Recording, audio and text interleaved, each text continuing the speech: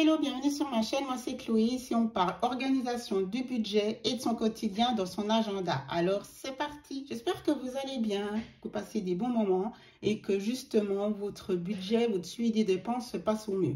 Si ce n'est pas le cas, que c'est lié à un budget en difficulté par rapport à votre relation de couple, je voulais vous faire cette vidéo, vous donner un petit peu des petits conseils tout au long pour que vous puissiez vous retrouver. Il y aura deux exemples distincts.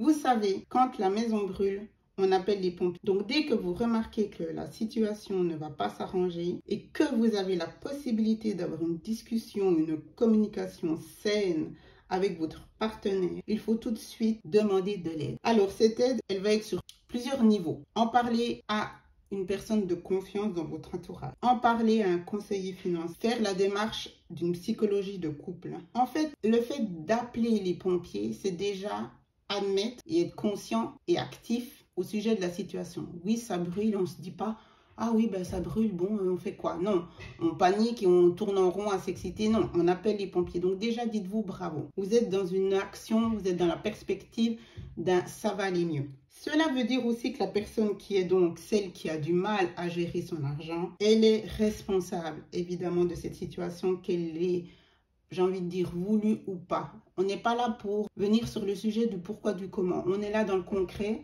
Moi, je parle à celle qui, donc, est la personne qui n'est pas dans la problématique de la gestion de son argent, mais qui est en couple avec cette personne-là. Et c'est vraiment sans jugement, parce que peut-être que vous m'écoutez, puis que c'est vous qui êtes la personne qui a du mal à gérer l'argent dans le couple.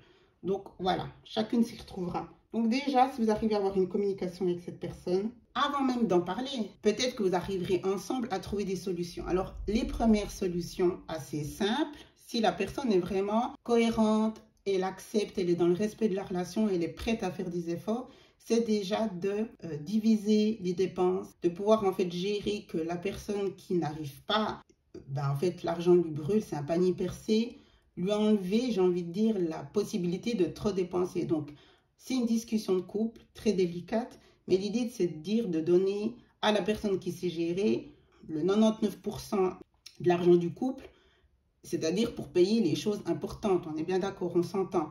Et la personne qui a du mal à gérer, lui laisser justement son argent de poche. A fait peut-être un petit peu réducteur parce qu'on a passé l'âge d'avoir de l'argent de poche, mais je pense que vous me comprenez, pour justement qu'elle n'ait plus l'occasion d'aller ou de trop dépenser. D'abord, on paye les factures. Et ensuite, on vit avec notre avoir disponible. Et souvent, dans ces situations de couple où c'est que on est dans la mouise, c'est que la personne a déjà vidé l'argent, même avant de payer les factures. Et on se retrouve vraiment dans un cercle vicieux, un cercle infernal.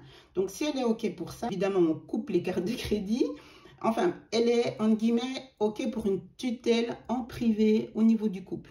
Ça, c'est, entre guillemets, l'étape la plus simple pour justement stopper l'hémorragie.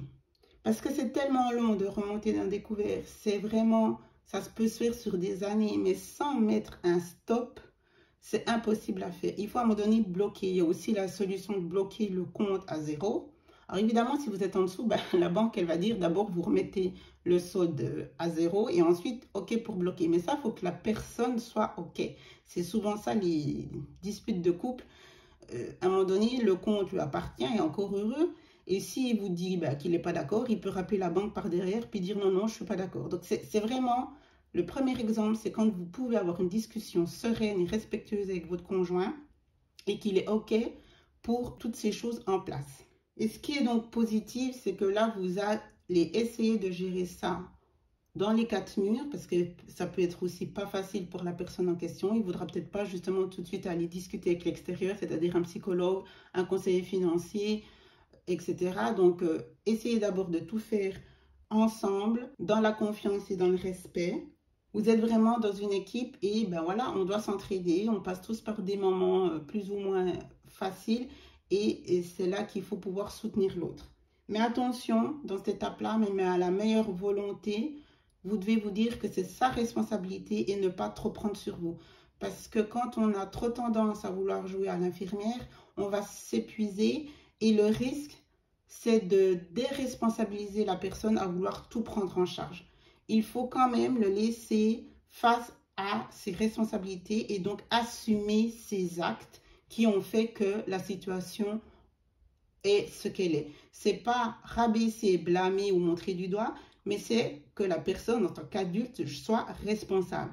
Parce qu'à vouloir trop bien faire, on va la déresponsabiliser et ça va diminuer sa réflexion, sa culpabilité quand même, parce qu'une petite culpabilité, c'est quand même normal.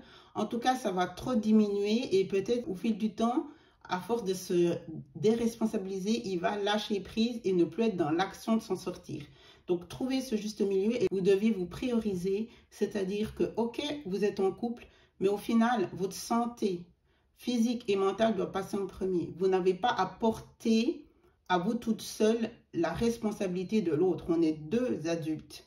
Ok, donc ça c'est vraiment important. Ce que j'ai vraiment envie de vous partager, n'oubliez pas que vous n'êtes pas responsable. Donc aider, soutenir, trouver des solutions, oui, mais pas à n'importe quel prix. Et vous avez aussi le droit de dire, j'ai pas envie d'avoir ce rôle de tutelle, tutrice. J'ai pas envie parce que voilà, soit parce que vous-même vous n'êtes pas trop en fait à gérer tout ça, vous ne sentez pas du tout les épaules pour et vous avez le droit.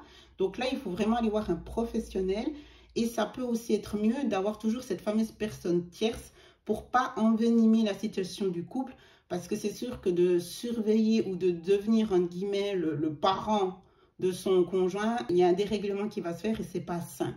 Donc franchement, si c'est possible, c'est de demander de l'aide. Si la situation n'est pas trop grave, c'est juste un petit moment pour X raisons où c'est qu'on sent que la personne est commence de trop dépenser, on recadre, c'est réglé en quelques mois, pas de souci. Mais quand là, je parle à celles qui sont dans des situations vraiment graves, où il y a un passif de la personne qui est vraiment gros, avec des gros montants de dettes, il faudra peut-être tout de suite vraiment là, du coup, appeler les pompiers. Il ne suffit pas d'essayer d'éteindre le feu avec les extincteurs.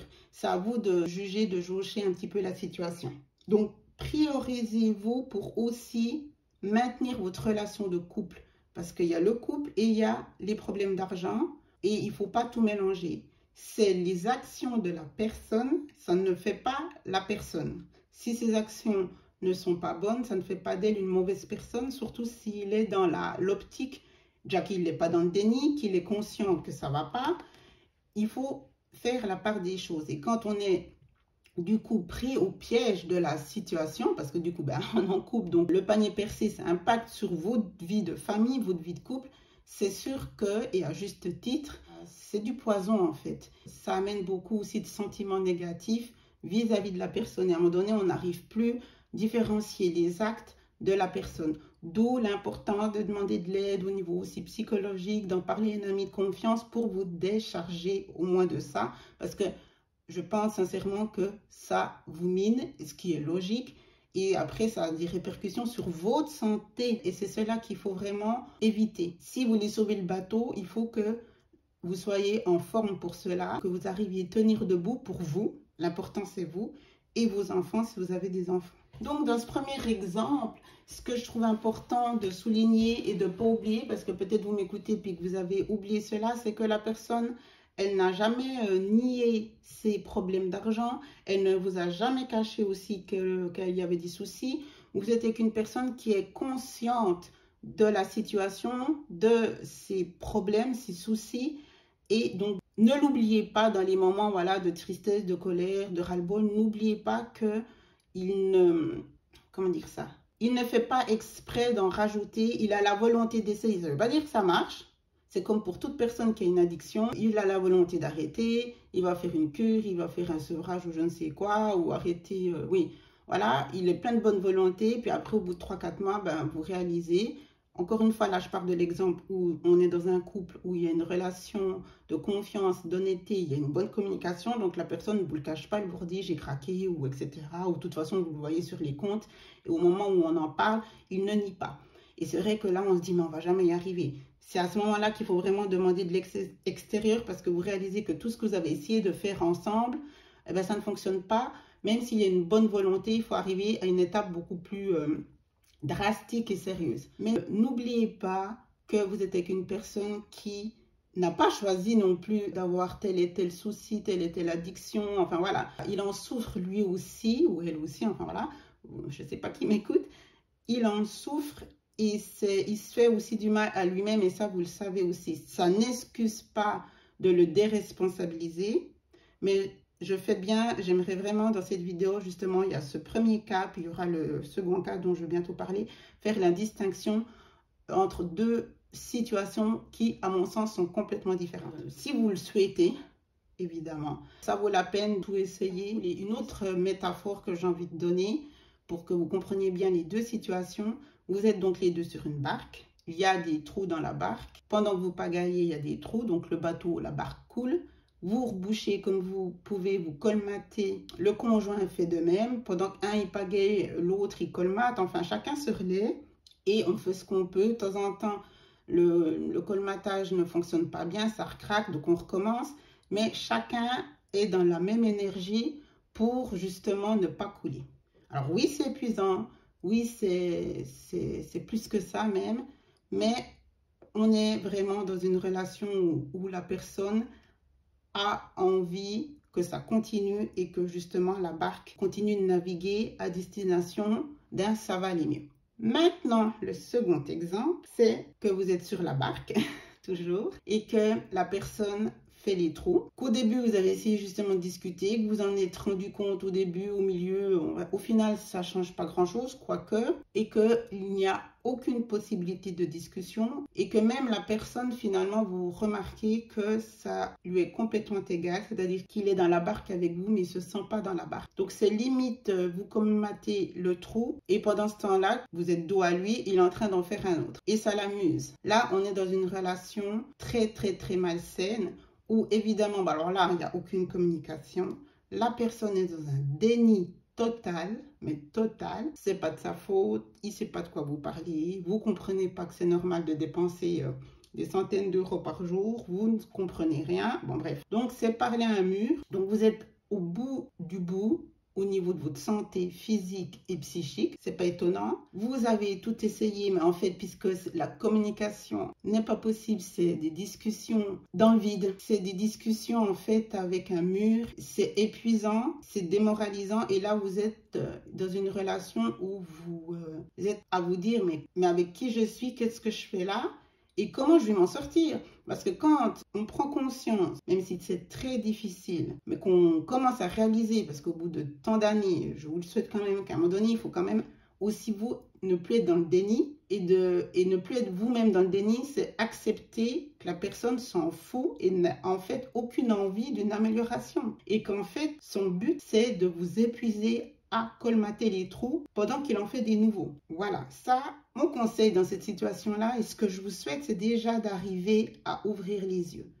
C'est d'arriver à admettre ce qui fait le plus mal quand on a bon cœur et qu'on se met avec une personne et de devoir accepter qu'en fait, il n'est pas là pour les mêmes raisons.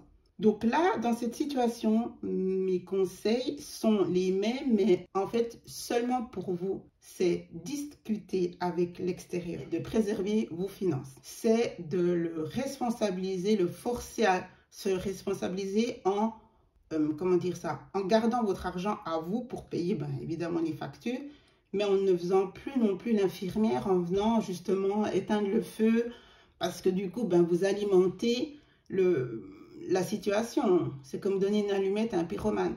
Donc, c'est accepter aussi, se déresponsabiliser sur ce sujet-là, sur cette situation-là, totalement, si vous le pouvez. Évidemment, si vous ne travaillez pas, par exemple, c'est hyper délicat, puisqu'évidemment, il n'y a pas une deuxième source d'argent, c'est celle du partenaire qui est en l'occurrence celui qui dilapide. Et à un moment donné, il y a les questions à se poser sur vous. Quand je parle toujours de se prioriser, ça, c'est évidemment libre à vous. Moi, je ne suis pas là pour vous dire de faire quoi que ce soit. La seule chose que j'ai envie de vous dire, et c'est ce que je veux transmettre dans cette vidéo, c'est prenez soin de vous en tant que femme, en tant qu'être humain, en tant que maman. C'est important cela. Le respect, quand il n'y a pas de respect, il n'y a pas d'amour, il n'y a pas de confiance, il n'y a pas de couple, il n'y a pas de mariage. Voilà. La base, c'est le respect. À un moment donné, quand vous voyez que la personne ne vous respecte pas en tant qu'être humain, en tant que conjoint, en tant que... Vous avez compris? Il faut vous poser maintenant certaines questions. Et ça, c'est selon chacun, chacune, c'est-à-dire que c'est un cheminement personnel. Après, chacune a des aussi barrières, que ce soit au niveau de la religion, que ce soit au niveau de l'éducation, que ce soit au niveau du contexte familial, social, enfin, c'est très compliqué. Donc, allez parler, demandez de l'aide pour vous, pour avoir déjà aussi des réponses à certaines questions. Parfois, ces personnes-là vont vous faire croire telle et telle chose pour vous maintenir dans la relation. En créant par exemple des crédits, des dettes, et ils vont peut-être vous dire que si vous partez, vous devrez après, enfin, je ne sais pas de quoi, chaque pays est différent, et donc il y a des lois différentes, donc renseignez-vous déjà. Soyez responsable de vous-même, renseignez-vous, regardez ce que vous pouvez faire au niveau de votre mariage, de votre couple, tout en restant dans ce mariage, si vous le souhaitez, ou dans ce couple. La question, c'est pas partir ou pas partir, la question c'est qu'est-ce que je mérite? Qu'est-ce que je veux faire de ma vie? Est-ce que cette situation est acceptable et gérable? Est-ce que j'en suis dans une situation où mes enfants et moi-même sommes en précarité juste pour des choses qui, vous le savez vous-même, ne seraient pas dans cet état-là si la personne n'agirait pas ainsi. En fait, c'est quand on se dit, mais il suffit d'enlever ce caillou-là dans le rouage, et bien en fait, la question c'est qu'est-ce que je fais pour enlever ce caillou? Alors, vous pouvez devenir indépendante pour justement, pour diminuer les crédits, les dettes, mais j'ai envie de vous dire à quel prix?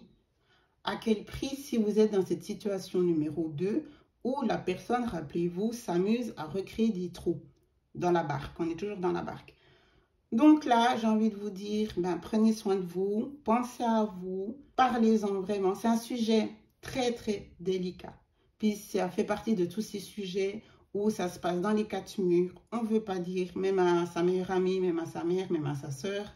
C'est des sujets tellement délicats de couple où, comme je l'ai dit avant, après, chacune arrive avec ses bagages éducatifs, religieux, sociaux, et ça rajoute du poids au questionnement.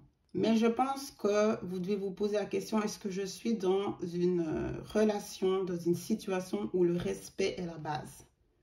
Et c'est pour ça que je voulais vous faire ces deux exemples, pour que vous compreniez que dans à mon sens, et ça j'assume mes propos, ça a du sens et ça vaut la peine de rester dans la barque parce que vous êtes en équipe, dans le respect. Et c'est normal d'avoir des difficultés de couple. Ça peut arriver à tout le monde. Ça peut être suite à un chômage, à plein de choses où tout d'un coup, la personne craque, et des mauvaises habitudes qui se mettent en place ou juste des pulsions, des achats compulsifs. Et à un moment donné, ça devient quand même un peu trop, un peu beaucoup, beaucoup trop. Ou vous êtes dans une autre relation où justement, il n'y a aucune possibilité d'amélioration parce que la personne qui est donc responsable de cette catastrophe ne veut rien entendre. Après, c'est libre à vous, je le répète, à la clé et la réponse, la solution en fait, c'est le respect. 1 plus 1 est égal respect, oui ou non. J'avais envie de partager cela avec vous. Prenez ce que vous avez envie de prendre. Mais c'était, comme je vous l'ai dit au début, plutôt une vidéo de soutien pour vous dire que je sais que vous êtes nombreuses parce que vous m'écrivez, que je sais que c'est une situation qui est bien plus courante qu'on le pense et que ne blâmez pas, et c'est pas pour blâmer ou juger la personne qui a pour X raison des soucis à gérer son argent. Si la personne est dans la situation 1, on n'est vraiment pas là ni pour juger ni pour blâmer. C'est vraiment pas le but de ma vidéo. Comme je l'ai dit dans le cas 1, ça peut arriver à n'importe qui. Mais quand on est dans l'envie de se responsabiliser, qu'on n'est pas dans le déni, qu'on n'a jamais caché à son partenaire, qu'on avait des difficultés, etc., on est vraiment dans quelque chose où il y a du respect et qu'on veut tout faire pour s'améliorer, puis qu'on est humain, puis que l'humain, ben, parfois, voilà, hein, il craque ou qu'il a des moments de mou, etc., puis qu'il passe par des situations un peu plus difficiles, et ça, il n'y a aucun souci, tant qu'on a envie de rester ensemble et de pagayer dans la même direction et de colmater les trous ensemble. Voilà, alors je vous souhaite le meilleur, je vous attends dans les commentaires, je vous embrasse, ciao, ciao.